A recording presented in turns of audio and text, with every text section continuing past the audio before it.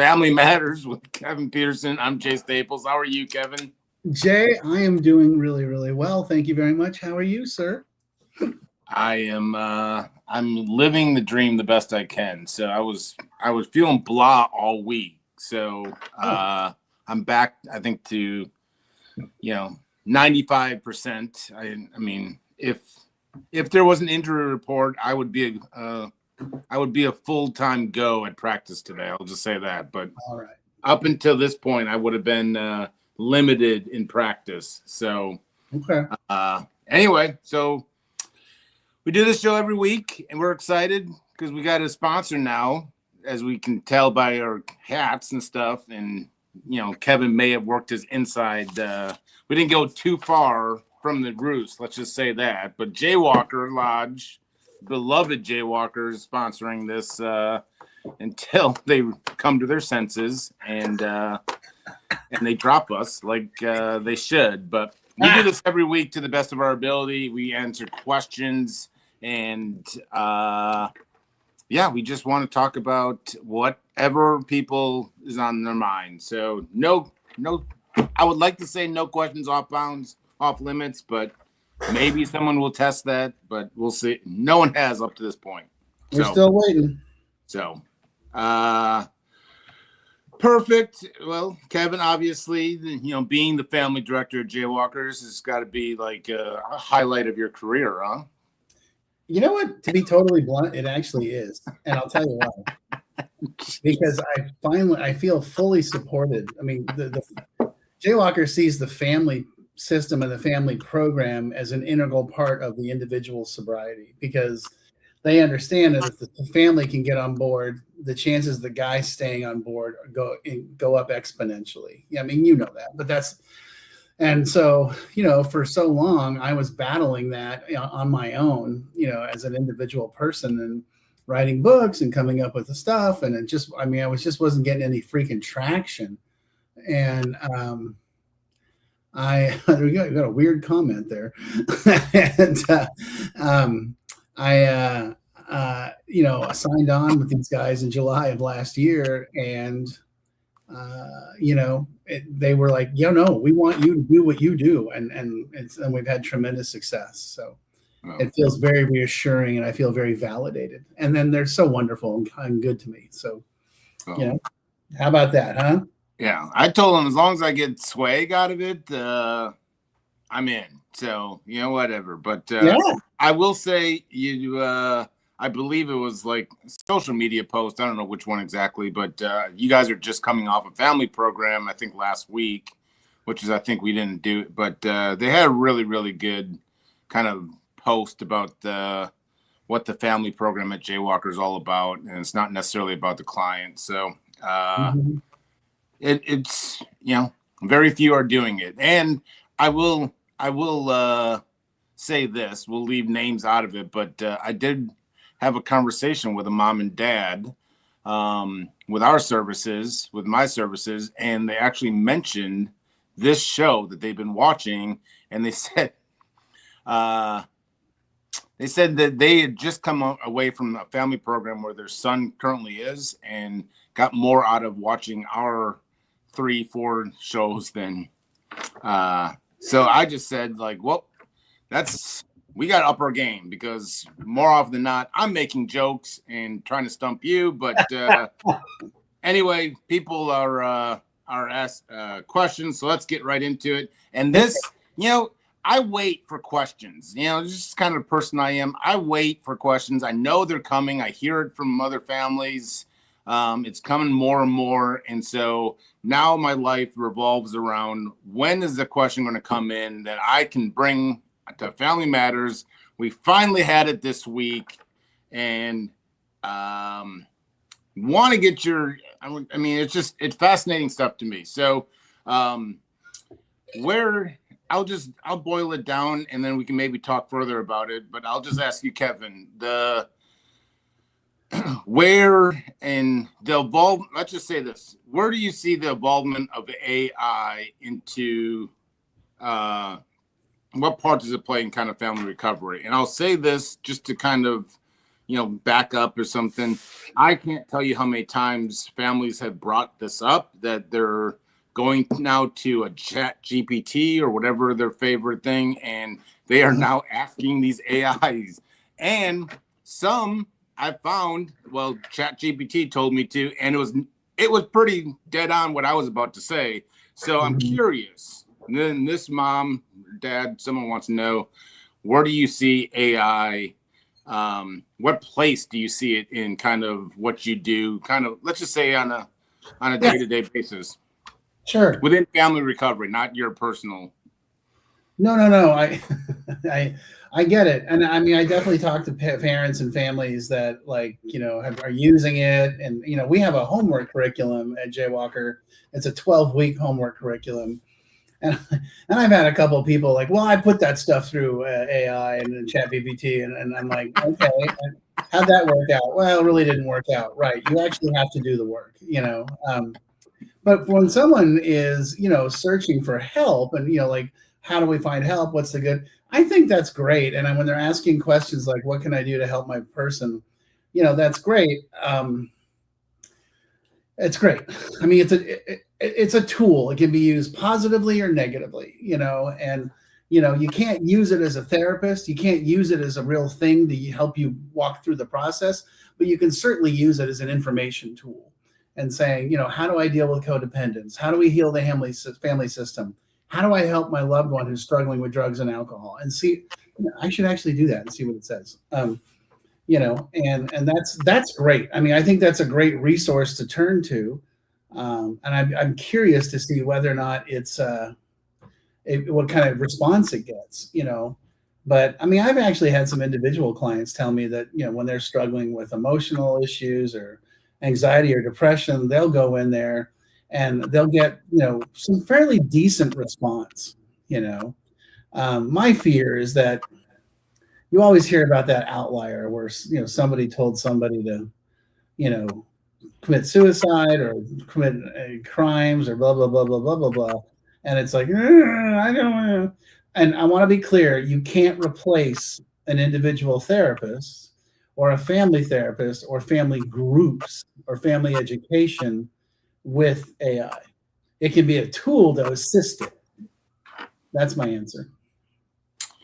I think it's a great answer because, my fear in this whole thing is that it's just going to isolate more, that people are going to just be reliant on this computer voice or whatever you want to call it, instead of, I go back to the opposite of addiction is connection. And so I think the finding the true connection within fellowship groups and so forth like that. And I will say that I play around with AI far too much, but I use it a lot in just other areas of my life. And so it's always, but I think it's really fascinating stuff too. It can suggest books, it can suggest resources. It's pretty dead on from the simple questions that I ask. I don't ask, how do I detox from, heroin in my bed or anything. I don't ask those, but, I think families have gotten, because I asked well, how did you come across this book? And they said they asked ChatGPT. So which is great. There's some advantages to it, and people I think are learning. And I had one mom that says that she started getting into trauma therapy or taking a look at her trauma because she asked AI, and they suggested looking deeper and showing signs of traumatic experience from her childhood, and that has led her to not doing the therapy through AI. That led her to anyway. But it's fascinating. AI is here, so but I don't think it's going to take any one of our jobs. I'll just say that. So no, not at all. So I love the fact that it can be used as a resource. Yeah. That's fine. That's fantastic. We got to see. I'm going to start asking it to see what for Chronic Hope, if your book comes up. We got to start. It's got several of your big, of your favorite books, but alrighty. Another one. I love this, and I laugh because I relate. I finally set boundaries, but now my family says I've abandoned them. What gives? I stopped rescuing and enabling to the best of my ability. Now the rest of my family are saying that I'm cold and distant. Our boundaries supposed to feel this lonely. And she goes on to say, what's the purpose? Like, it seems like I'm the only one within this extended family that is holding to boundaries. And it's leading me to believe, like, what's the point if I'm the only one, because everyone else is not following through? Suggestions, she says. Well, here's the thing, and I totally get it because that was my experience as well. Sometimes setting boundaries means being a little bit on your own and finding new people. You have to define whether or not these people are healthy for you. That's the thing. And if they're not healthy for you, then I'm going to tell you that you're kind of better off not hanging out with these people. Or I don't. So let's talk about what the sort of the big picture is here. I don't believe in this no contact thing. I just don't. Now, obviously, in cases of sexual abuse and physical abuse, yeah, sure. And I don't think you should subject yourself to somebody else's, ridiculousness and poor behavior. But what I think is you always want to extend sort of an offer of, hey, I'm willing to connect with you, but maybe we need to do it in a therapist's office. Maybe we need to do it in a controlled environment with a third person regulating the process and helping us. But I'm always open for that. I'm always cool for that. But I'm not. When you call me and belittle me and berate me and tell me I'm a terrible person and all that other stuff, I'm not having that relationship. I'm not doing that. And I'll just sort of keep you over here, and you may get a Christmas card or maybe even a present, but I'm not going to allow somebody into my life that is abusive and hurtful and harmful. And I think that's just smart boundaries, but I also think on the end of that conversation is, and if you want to improve our relationship, I'm happy to make that effort with you in this arena. Does that make sense? Yeah. So I know, I'll just say from kind of personal experience with a family, like, let's boil it down simple. Like, when you have, how do you work with, say, like a mom and dad here when it comes to allowing individual to come back home or not come back home? Mom says there's always a bed for you. Dad kind of says, like, no, we need to not allow him or her to keep coming back. Obviously the addict would get, mixed messages. Sometimes they're allowed in, sometimes maybe they're allowed, depending on who's the more dominant, in that. How do you work with kind of the divided boundaries when you have to have a unified boundary, but both sides don't want to go to the other side, if that makes sense? Yeah. How do you find the middle? How do you find a compromise? Because it normally always centers around letting him come back home, or maybe a money issue or something. But that seems to be like mom and dad's. That's the biggest issue, I think. So. Oh no, that is the dynamic that I deal with on the regular. Yeah. Is the, how do I, mom wants to let him back in, dad wants to, run him over with a car, and how do we get to that space? And so what I would say, first of all, is mom and dad got to get on the same team, same page of having good boundaries and having a plan and agreeing on the plan together. That's the number one issue, is that whoever in the household that's allowing somebody back in, say, and I wouldn't just allow them back in. I'd say, hey, let's go meet with a third person, all of us. Let's come together with a plan that includes boundaries, like in my book, no drinking, no drugs. You got to be self-supporting either in school or work, and you got to be taking care of your mental health, and as long as you're achieving those three things, we're willing to work with you, but to me, that's the mom and the dad. Let's just use that example. The mom and the dad have to get on the same team, same page before they can offer that to the child or to the other person, whoever it may be. That's kind of how that works, right? Is that you got to get the family on the same page first. Otherwise, it's just going to be a total disaster. Okay. Well, here's another one. I just like when I'll just tell you, if you want to make this show, if you want to write in a question, keep the questions coming. We don't get a lot of them, so I'm being partly kidding. But when you open up saying, I watch your show every week, you're going to get on the show because I love that. But, and she goes on, but I mean, it's interesting. She ends with this question, which, I'm just sitting here thinking about it while you were talking and my mind just spinning, she says, I'm struggling to answer this one question. Is it more scarier for me to let go of control or watching my son destroy themselves while I try holding on? Oh, it's much scarier to let go of control. Otherwise you'd do it. I mean, the fallacy is you think you have control, right? That's what's got my mind. I mean, like, yeah, we always think we have some control, and it's, I'm starting to think like letting go of control. Like, well, you were talking, I'm just, my mind who spins in different directions is like, I don't even know what that. How would I know that you let go of control? Like, it's in kind of like this delusion. Yeah. So. And let's be clear, the two alternatives that she's coming up with is watching my son spin out of control and die, or me thinking that I can be in charge. You don't have to do either. There's actually another option. I mean, that's the whole point of the book. Isn't that the truth, though? I think this is what boils everything down. Is I get caught into it. It's night and day. You just opened my eyes to. I mean, it's not night and day. It's not this or that. So keep going. Yeah, it's, what you can do is be clear with your son. I love you, but these are the new rules. Read my book. I mean, I'm just going to get repetitive. Read my book. It costs you $10 on Amazon. Read my book. Follow the plan. No drugs, no alcohol. You got to go to school or work, get self-supporting, and you got to take care of your mental health. If you're doing those 3 things and we can verify those things, then, hey, we're happy to work something out together and be on the same team, same page. If you don't want to do those things, that's your choice. You're an adult, but I'm going to choose to disengage from you and not support you financially. That's the part you got to get comfortable with.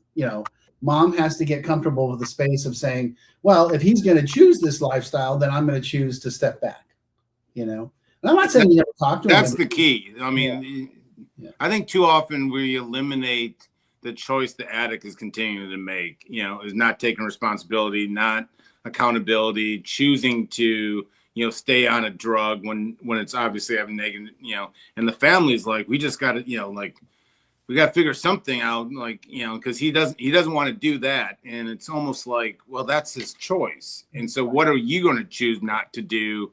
Because so many people think, that, what do you mean? We're going to force him to make a choice? Well, that just sounds so mean, Meanwhile, they're not getting more than an hour of sleep because they're worrying about what Johnny's doing. So they're out driving around town looking for him at 3 a.m, and it's like, oh, well, how's that working? I mean, that's not working at all. So let's find a happy medium where you get taken care of and you offer him a solution. He may not take the solution, and that's his choice. But you can also continue to hold your boundaries and be like, yeah, no, we're not doing this. So, yeah.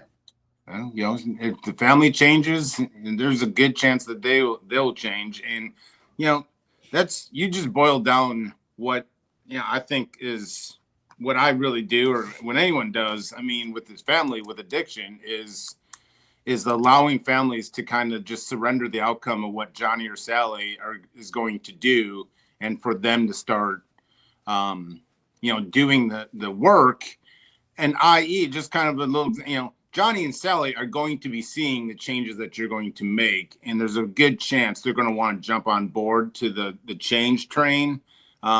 Doing nothing or worrying, or like a question here, it says, I don't know if I feel like a parent or a probation officer.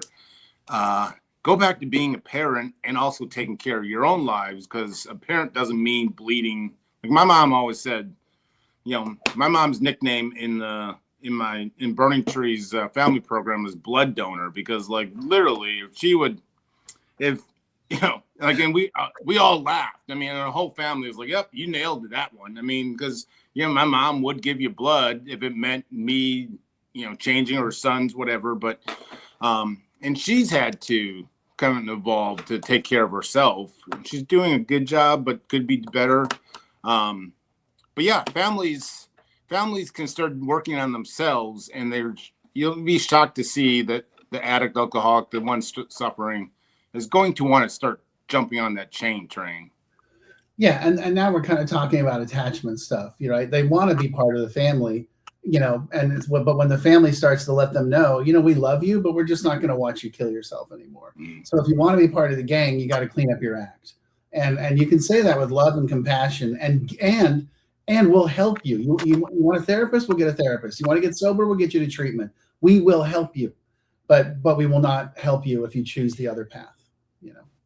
So yeah. Personal story. I mean, I think we've gotten a few times, but I think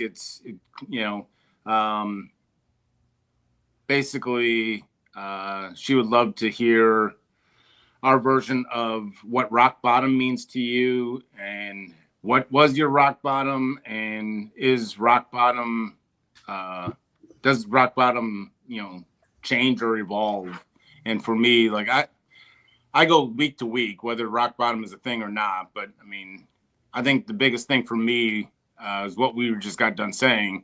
I think looking now at 17 years sober, my rock bottom technically was when my family decided to change and not include me in it. And they're saying, like, go do whatever you want to do, but we can't accept your behaviors. I was like, screw it. I'm going to go to treatment. I want to change. Boom. So I wouldn't have told you in that spot, be like, what's your rock bottom? Oh, when my parents decided that, they were going to disown me and wanted nothing to do with me, and weren't willing to support my addiction. But I can look back on 17 years later. Absolutely. That was my rock bottom, because I went through 10 other treatment centers and nothing worked. That just seemed to be, but I think rock bottom, I'm not afraid of a little, scuffed knee or twisted ankle. I think rock bottom will just keep going and going and going. I think to death, and sometimes death doesn't even feel like a rock bottom. So that's just my stance. Yeah, I mean, those are great questions, and I definitely get those all the time from the families. And here, first of all, here's my response: you don't have to wait for somebody to get to rock bottom. I mean, I don't buy that for a minute. That just nowadays, with the advent of opiates and fentanyl and all the stuff we have today, that means death. Let's be honest. Rock bottom is death. So we're not doing that anymore. For me, when I got sober in 1991, smoking weed and drinking and doing a little bit of cocaine. I hadn't done coke for years, actually, when I got sober. It was more the family saying, like you just said, we love you, but you're out, and you're going to stay out until you clean up your act. That was rock bottom for me. And, look, they held their ground for a couple months. They didn't just, it wasn't like a 48-hour, like, oh, okay. I was like, yeah, F you, watch this. And then I was like, I don't like this. I'm really lonely. I'm not having any fun. I really miss my family. So, I called mom and started crying, like, oh, you don't love me. And she's like, oh, we love you. We just don't want that. And so here's what you got to do. You got to start seeing a therapist with your dad. And I was like, oh, no problem. And then that therapist put the whammy on me, And so I would tell you, for me, the rock bottom was getting to that space where I was like, I do not want to be alone. I don't like this. This is not fun for me. I mean, whether drinking incidents and, as I told a friend of mine, he's like, did you ever like wet the bed or, pee on yourself? And I'm like, well, let me put it to you this way. I used to wake up in the morning in a waterbed and I'd be like, that's weird. I don't have a waterbed. Guilty. Yeah. And so, that was not fun for me, it was not fun for me to always be on the run and hiding and that sort of shit. So, but those things, for me, the rock bottom was the emotional space. So, yeah. And I have a friend back in Dallas that you'd always say rock bottom. He'd be like, well, let me ask you this. Like, it's everyone's dream to grow up and be rich, but no one ever gets to the point where it's like, I'm rich. It's always going to always go up and up and up. And then the reality is people will tell you that rich doesn't always equate to money sometimes. And so rock bottom, I think, is this, no one really has a true definition of it. It's always, If you think you're at your lowest, you can always go lower.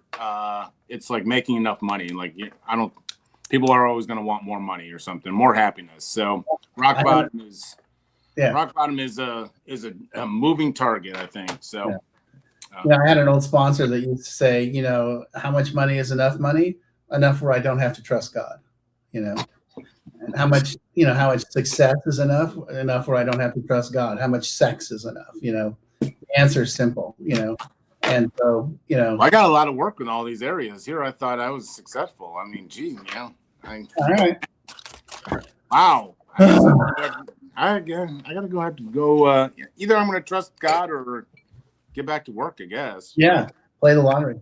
I can vote, by the way. Well, keep the questions coming, and if you're watching a replay where I hear a lot of people watch us, feel free to fire off a question. Even if it's a replay, it doesn't have to be live, and you can direct message us or instant message us or send Pony Express, whatever it is, to either one of us, and we will love to answer your questions. And if you think it's already been asked and you don't know that for sure, that means it hasn't been asked. So ask it so we can, answer your specific question. So we're talking about the same thing, but everyone has a different kind of version of it. So if you found anything you're related to, we're glad to help.